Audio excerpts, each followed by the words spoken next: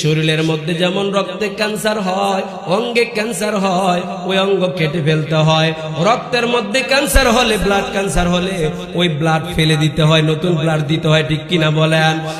সমাজের মধ্যে এমন কিছু ক্যান্সার আছে, এমন কিছু ভাইরাস আছে যাদের কারণে সমাজের মধ্যে অশান্তি সৃষ্টি হয়, সমাজের মধ্যে দাঙ্গা সৃষ্টি হয়, মারামারি সৃষ্টি হয়, অশান্তি সৃষ্টি হয়। এই সমস্ত আগাছাগুলাকে, এই সমস্ত ক্যান্সার গুলাকে যদি আমি সমাজ থেকে যদি আপনি উৎখাত করতে চান, পরিষ্কার করতে চান, এটা আপনি সমাজের কল্যাণ করলেন। এটার জন্য কেউ আপনার পক্ষে থাকুক আর বিপক্ষে থাকুক, আমার মালিক কিন্তু আপনাকে নবীদের দলে শামিল করবে, ঠিক কিনা বলে?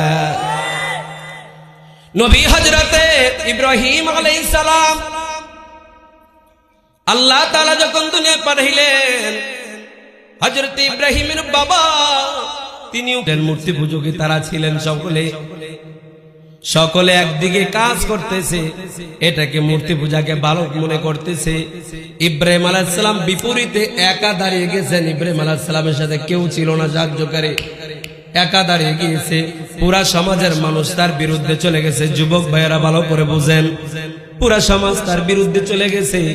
ইব্রাহিম আলাইহিস সালাম সাহস নিয়ে, তার মিশন নিয়ে, ভীষণ নিয়ে সামনে যখন অগ্রসর হয়েছে, যত বড় অগ্নিকুণ্ড আসুক, যত বড় বিপদ আসুক, ইব্রাহিম আলাইহিস সালামকে কিন্তু দাবায়া পিছনে রাখতে পারে নাই। ইব্রাহিম আলাইহিস সালাম পৃথিবীতে জাতির পিতা ইব্রাহিম হয়ে গেছে, ঠিক কিনা বলা? ইব্রাহিমকে আল্লাহ তাআলা খলিলুল্লাহ বানাইছেন। খলিলুল্লাহ, জাতির পিতা ইব্রাহিম হযরতে খলিলুল্লাহ আদর্শের উপরে চলছেন। আপনাকেও আমাকেও নবীর আদর্শের উপরে চলতে হবে, জাতির পিতা ইব্রাহিমের আদর্শের উপরে, মুহাম্মদুর রাসূলুল্লাহ আখির নবী, আমার শেষ নবীর আদর্শের উপরে চলতে হবে। নবীজি ভালোকে ভালো বলেছেন, ভালো পথে চলেছেন, অন্যদেরকে ভালো পথ দেখাইছেন, খারাপকে খারাপ বলেছেন, খারাপ থেকে মানুষকে বিরত রাখছেন, ফিরে রাখছেন। এটা আমার বাবা হোক, আমার ভাই হোক, আমার সন্তান হোক, খারাপের সাথে যেই থাকবে তাদেরকে আমরা প্রতিবাদ করব, প্রতিহত করব, ঠিক কিনা বলে? আল্লাহ